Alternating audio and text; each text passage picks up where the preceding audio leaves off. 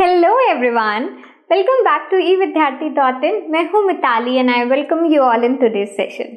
कैसे आप सब लोग? Champs, we have completed our another chapter and now today is the time to start with new chapter. आज हम एक नया चैप्टर शुरुआत करने वाले हैं जिसमें कि हमारी फिजिक्स की जो जर्नी है, आप सपोज मतलब समझ लो कि हम उसे कहीं ना कहीं अंत कर रहे हैं, खत्म कर रहे हैं। इससे पहले के जो 4 चैप्टर्स हम लोगों ने करे हैं कहीं ना कहीं आपस में बहुत रिलेटेड थे, बिकॉज मोशन, देन फोर्स, और फोर्स से फिर ग्रेविटेशन, ग्रेविटेशन से वर्क एनर्जी, ये सब चीजें एक कॉन्सेप्ट से दूसरे कॉन्सेप्ट तक, एंड तक इनफैक्ट रिलेटेड था, है ना। लेकिन अब ये जो चैप्टर आया है थोड़ा सा डिफरेंट है, कॉन्सेप्ट भी थोड़ा सा डिफरेंट है, बट ऐसा नहीं है कि उनसे रिलेटेड नहीं है। फॉर एग्जाम्पल, अगर हम साउंड की शुरुआत करते हैं तो सबसे पहला हमारे पास कुछ क्वेश्चन आता है कि भाई साउंड क्या है ना।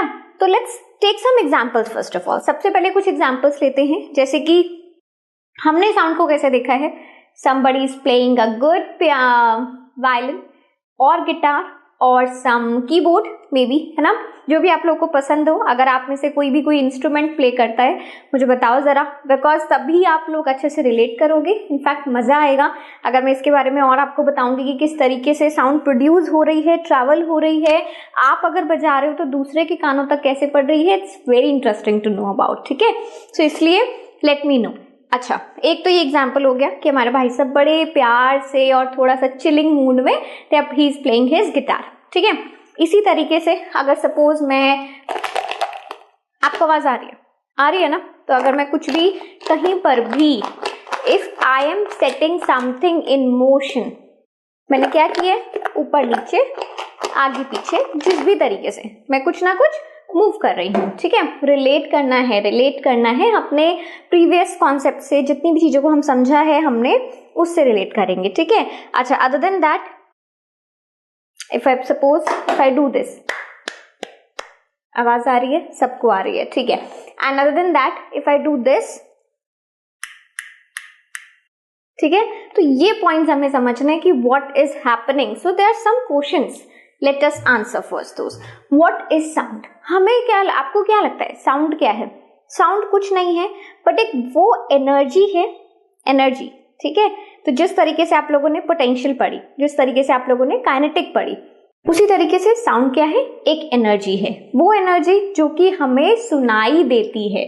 तो जिस तरीके से कोई एनर्जी हमें चलने के लिए मजबूर करती है, जिस तरीके से कोई एनर्जी हमें बैठने के लिए मजबूर करती है। एक और क्वेश्चन आप लोगों से पूछती हूँ, आई हैव अ क्लॉथ, ठीक है। मैं इसको इस तरीके से रोल करूंगी, और कई बार हम होता है ना कि एक दूसरे को मारने के लिए इस तरीके से यूज करते थे, बचपन में किया करते थे, या स्कूल में तो अभी भी आप लोग करते होगे, मेरा तो बचपन निकल गया है, ठीक है ना। तो ऐसा करते थे। तो इसके अंदर आप बता सकते हो कौन सी एनर्जी है? और अगर मैंने इसको थोड़ी तेजी से किया ना, इसमें से भी साउंड आ जाएगी। होता है कि नहीं होता? सुनते हो वाइब्रेशन फोन की? तो साउंड एक वो एनर्जी है जो कहीं ना कहीं आपको सुनने पे मजबूर करती है। बहुत सिंपल अक्षरों में मैंने बता दिया, शब्दों में, सुनने के लिए मजबूर करती है इस तरीके की एनर्जी, एक ऊर्जा, ठीक है। तो सबसे पहले तो हमने इसको आंसर कर दिया कि साउंड क्या है। साउंड एक एनर्जी है, ठीक है। अब बात आती है प्रोड्यूस कैसे कर रहे हो। आप इसको क्लिक कर रहे हो, कभी आप अपने बॉक्स को अगर मैं बजाती हूँ, मूव करती हूँ, I am getting some sound, है ना, मुझे कुछ ना कुछ आवाज आ रही है, ठीक है, मेरे कानों तक कोई आवाज पड़ रही है। तो ये प्रोड्यूस कैसे होती है ये जानना है।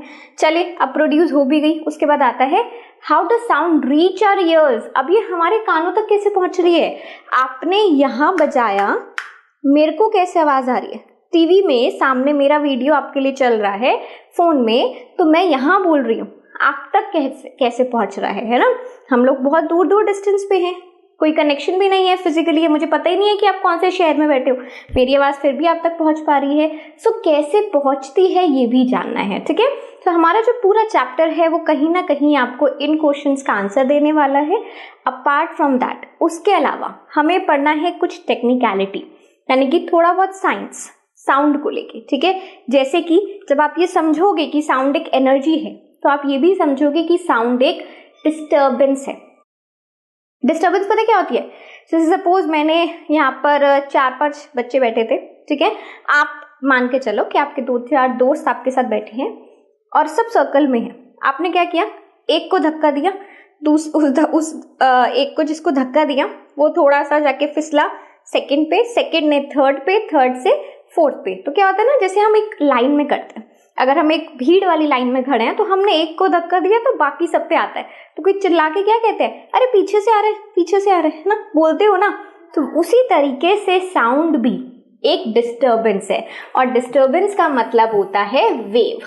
ठीक है, तो कहीं ना कहीं साउंड को एक वेव की तरह माना गया है और उसे एक डिस्टर्बेंस भी बोला जाता है। ठीक है, फिर आती है बात कैरेक्टरिस्टिक्स ऑफ साउंड। अब कैरेक्टरिस्टिक का मतलब हो गया, फॉर एग्जाम्पल कई बार आप लोगों ने देखा होगा, अच्छा अगर मैं आप लोगों की आंखें बंद कर दूं और आपसे पूछूं कि अब घर में आपके यहाँ पे सपोज कि मैं बोल रही हूँ, ठीक है, ओके, तो आपको क्या होगा, आप पहचान जाओगे कि एक लड़की की बात हो रही है ना। आपके घर में अब कोई बाहर से आया है, कोई कोरियर है या कोई भी है, बट वो मेल वॉइस है, तो आपको आवाज लगाई कि हे तरुण, हे मयंक, व्हाटएवर जो भी नाम वाम है, ठीक है, आपको आवाज लगाई, तो आप बोलोगे कि अच्छा हमें पता है कि मेरे उस दोस्त की आवाज आ रही है। एक तो आप आवाज पहचान जाते हो और उससे पहले आप ये पहचानते हो कि लड़के की आवाज है, लड़की की। ठीक है, अच्छा जिस तरीके से मैंने यहाँ पे गिटार बताया, तो गिटार जब मैंने बोला तो आपके दिमाग में ऑलरेडी एक साउंड बन गया कि गिटार की कैसी आवाज होगी, है ना। बट अगर मैं ड्रम्स की बात करूंगी तो ड्रम्स में जैसे ही बोल रही हूँ आप अपने आप दिमाग में बना लोगे कि ड्रम्स की आवाज कैसी होगी, थोड़ी हाई होगी, हैवी होगी, है ना। तो ये होती है कैरेक्टरिस्टिक्स। कैरेक्टरिस्टिक्स में आता है सपोज पिच, यानी कि आप डिस्टिंग्विश कर सकते हो कि एक लड़के की आवाज है, एक लड़की की आवाज है। एक हाई पिच साउंड है, यानी कि चीखने वाली, बहुत ही पतली टोन वाली, है ना, या फिर एक बैठी हुई ठहराव वाली, इस तरीके से आप पहचान सकते हो। और तेज है या धीरे है, एम्पलीट्यूड, उसको कहते हैं हम एम्पलीट्यूड। फिर आप पहचान सकते हो क्वालिटी कैसी है। कई बार आप बोलते हो ना कि कॉल पे बात कर रहे हो, अगर तो अच्छी क्वालिटी में आज मतलब आपकी आवाज कट रही है, it's not a good quality, है ना, तो आपको अच्छी सी ऑडियो नहीं आ रहा है, क्वालिटी की बात हो गई, टिम्बर की बात हो गई। ठीक है, जैसे कि हम लोग के स्पीकर्स होते हैं, तो अलग अलग जो स्पीकर के आप देखते होगे मार्केट में, अगर कोई भी ऐसे आप लोग ऑनलाइन मंगवाते हो या अलग होता है, जैसे कई बार कोई बारात जा रही है तो बेस उसका ज्यादा कर देते हैं, तो आपको इतनी तेज आवाज आती है कि घर में जो दरवाजे हैं, जहां बैठे हो, टेबल है, वाइब्रेट करने लग जाता है। बास कहते हैं, बेस कहते हैं, what ever you want, it's one and the same thing. तो वो क्वालिटी हो गया, है ना कहीं आप जो लकड़ी का स्पीकर यूज कर रहे हो उसका टिम्बर क्या है, किस लकड़ी से बना है, तो ये हमारी कुछ कैरेक्टरिस्टिक्स हो गई that we people are going to learn. Clear हो गया, चलिए, तो अब इतना आइडिया हो गया है। सो नेक्स्ट होगा स्पीड ऑफ साउंड। अब साउंड कितने स्पीड पर ट्रैवल कर रही है और कौन से मीडियम में ट्रैवल कर रही है ये भी मैं लिख देती हूँ। प्लस मीडियम बहुत जरूरी है। मीडियम का मतलब है, जो एग्जाम्पल मैंने आपको थोड़ी देर पहले दिया कि आपको मेरी आवाज सुनाई दे रही है, या फिर अगर आप अपने घर में अंदर बैठे हैं और आपको बाहर से कोई आवाज लगा रहा है तो वो आवाज भी आपको सुनाई दे रही है। बहुत दूर तक भी हमें आवाजें सुनाई दे जाती हैं। सबसे अच्छा एग्जाम्पल है एरोप्लेन, ऊपर से निकलता है, हेलीकॉप्टर हो, एरोप्लेन हो, हमें आवाज सुनाई दे जाती है। मीडियम यानी कि कुछ तो बीच में है जिसके थ्रू साउंड मेरे तक पहुंच रही है। तो कौन मुझे बता सकता है कि ऐसा क्या है वहां पर जो एरोप्लेन की आवाज, या फिर बाहर खड़े हुए किसी भी इंसान की आवाज, या सब्जी वाले की आवाज, फल वाले की आवाज, चीखने चिल्लाने की आवाज, पड़ोसियों के घर पे लड़ाई होने की आवाज हमारे घर पे क्लियर आती है। कैसे, ये मुझे बताओ। ठीक है, छोटा सा आप लोग के लिए एक होमवर्क हो गया है। चलो नेक्स्ट मैं बताती हूँ। नेक्स्ट होता है रिफ्लेक्शन ऑफ साउंड। अब ना reflection of sound is a very interesting topic, क्योंकि मजा आता है करने में भी और इसके बारे में जानने में भी आएगा। रिफ्लेक्शन ऑफ साउंड इज एको। ठीक है, अलग अलग मल्टीपल रिफ्लेक्शंस, यानी कि साउंड जा रही है टकरा के वापस, जा रही है टकरा के वापस, जा रही है टकरा के वापस। तो ये जो रिफ्लेक्शन ऑफ साउंड होता है, मल्टीपल रिफ्लेक्शन अगर होता है तो उसकी वजह से क्या होता है, आपको थोड़ी सी ब्लर आवाज आएगी। ब्लर मतलब एक्चुअली ब्लर देखने के लिए होता है, बट क्लियर नहीं होगा, रिपीटिव आवाज, है ना, बार बार सुनाई दे रही है। ठीक है, या फिर आपने एक बिल्डिंग के पास खड़े हो, छत पे खड़े हो, एक रूम में हो और खाली एरिया में हो, आपने बोला हे हे हे या फिर अपना नाम बोला, तो आपको अपने ही नाम सुनाई देता है। तो वो एक कॉन्सेप्ट है विच इज नोन एज एको। है ना। तो ये एको मैं समझाने वाली हूँ चैप्टर में। इसी के तरीके से एक और टर्म है रेवर्बरेशन। अब रेवर्बरेशन क्या होता है, मैं आपको इस एग्जांपल देती हूँ। कभी भी अगर मूवी देखने गए हो सिनेमा हॉल में, तो वहाँ पर आप लोगों ने ध्यान दिया होगा कि जो हमारी साइड की वॉल्स होती हैं हॉल की, है ना, वो बिल्कुल स्ट्रेट नहीं बल्कि थोड़ी कर्व्ड बनाई जाती हैं। उसका एक रीजन है। उसका रीजन ये है कि मल्टीपल टाइम साउंड रिफ्लेक्ट ना करे। अगर रिफ्लेक्शन इतनी बार होगा तो वो आपको अच्छे से क्लियरली सुनाई नहीं देगी। एब्जॉर्ब होना साउंड का बहुत जरूरी है। टकरा के वापस जाएगी तो रिपीटेड हो जाएगी, है ना। तो ये एक कॉन्सेप्ट है जो कि हम अपने चैप्टर में समझने वाले हैं। क्लियर हुआ? चलिए, उसके बाद बात आती है, अब हमने क्या क्या समझ लिया। अभी हमने काफ़ी सारी उसकी कैरेक्टरिस्टिक्स के बारे में समझा कि कैसे कोई साउंड को पहचानना है, वो प्रोड्यूस कैसे हो रही है, वो ट्रैवल कैसे हो रही है और वो रिफ्लेक्ट कैसे हो रही है। अब बात आती है रेंज ऑफ हियरिंग, यानी कि आप कितनी आवाज़, कितनी फ्रिक्वेंसी, कितने समय में कोई आवाज़ को सुन सकते हो, कितनी लाउड वॉइस को आप सुन सकते हो, कितनी धीमी आवाज़ को आप सुन सकते हो, और ऐसा कौन सा लेवल है जिससे कि और धीमी आवाज़ अगर होगी तो आप नहीं सुन पाओगे, है ना। तो उसको हम कहते हैं रेंज ऑफ हियरिंग। तो रेंज ऑफ हियरिंग अगर अभी तक आपने चैप्टर नहीं पढ़ा है, और इनकेस अगर किसी ने पढ़ा भी है तो मुझे बताओ, बुक में भी लिखा है कि हम लोगों की, ह्यूमन बींग्स की बेसिकली जो रेंज ऑफ हियरिंग होती है वो एक पर्टिकुलर हेजर्ट्स तक होती है। बट डॉग्स की अगर मैं बात करूं तो वो थोड़ा ऊंचा ज़्यादा सुनते हैं, ठीक है। यानी कि अगर बोला जाता है कि दिवाली पर डॉग्स के आगे पीछे बम ना फुटाए, पटाखे ना फुटाए, ना। तो क्यों बोलते हैं? बिकॉज जितनी आवाज़ मुझे एक गोला बम की आने वाली है उससे कहीं ज़्यादा उस डॉग को आने वाली है, जो कि सड़क पे घूमते हैं, हमारे घरों में पेट्स होते हैं, तो इसलिए उनके ईयर्स में ज़्यादा डैमेज पहुंचेगा, है ना। तो इसलिए बोला जाता है दैट यहाँ पर वो ये कॉन्सेप्ट यूज होता है, रेंज ऑफ हियरिंग, ठीक है। यहाँ तक क्लियर हो गया है कि चैप्टर में हमें क्या क्या पढ़ना है। लास्ट टॉपिक, बस इसके बाद हमारा चैप्टर इसी तरीके से हम लोग एंड करेंगे। I am just giving you an introduction, a brief that what we have in our store, ठीक है। तो नेक्स्ट आता है एप्लीकेशन ऑफ अल्ट्रासाउंड। अब एप्लीकेशन ऑफ अल्ट्रासाउंड बहुत इंटरेस्टिंग है, क्योंकि आपने कहाँ सुना ये मैं बता देती हूँ, और आपने शायद कहाँ नहीं सुना होगा ये हम लोग पढ़ेंगे, ठीक है। सो अल्ट्रासाउंड बेसिकली क्या होता है कि कभी भी अगर कोई हमारे घरों में बीमार होता है, फॉर एग्जाम्पल स्टमक पेन है, एब्डोमेन हो गया, लिवर हो गया, कोई भी अगर आपका इंटरनल ऑर्गन में कोई प्रॉब्लम आ रही है, तो वहां पर क्या किया जाता है, सीधा सीधा डॉक्टर लिखता है जाइए पहले एक अल्ट्रासाउंड का टेस्ट करवाइए, वो रिपोर्ट हमें दिखाइए, देन विल प्रोसीड फर्दर, यानी कि हम आगे का इलाज करेंगे। तो बेसिकली एक उस तरीके की साउंड वेव, इतनी तेजी, इतना एम्पलीट्यूड उसका ज़्यादा होता है कि वो आपकी बॉडी में रीच कर पाती है, यानी कि पहुंच पाती है, और उन पार्ट्स को डिटेक्ट कर पाती है कि प्रॉब्लम क्या है, ठीक है। सो अल्ट्रासाउंड की अपने आप में बहुत अमेजिंग एप्लीकेशंस हैं।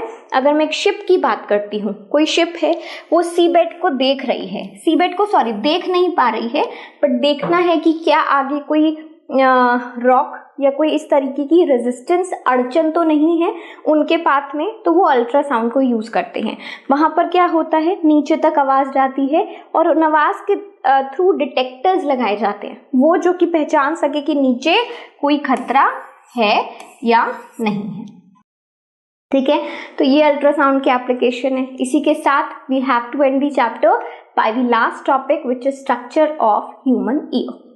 सो ह्यूमन ईयर को बायोलॉजिकली इसे कैसे पढ़ना है वो यहाँ पर इम्पॉर्टेंट नहीं है, बट बेसिकली ह्यूमन ईयर को हम पढ़ेंगे कि साउंड उसमें कैसे प्रोड्यूस होती है और कैसे हमें पता चलता है कि किसी ने, सामने वाले ने हमें क्या कहा और हमें उसका रिस्पॉन्ड करना है। फॉर एग्जाम्पल हमारे ईयर के 3 पार्ट्स होते हैं, ठीक है। यहाँ पर भी आपको कलर से काफी क्लियरली दिख रहा होगा। वी हैव सम, ये आउटर पार्ट हो गया, ये हमारा मिडिल पार्ट हो गया, ठीक है, और ये हमारा इनर पार्ट हो गया। तो आउटर पार्ट इज समथिंग जहां पर आपकी साउंड जाकर कलेक्ट होगी इस वाले एरिया में।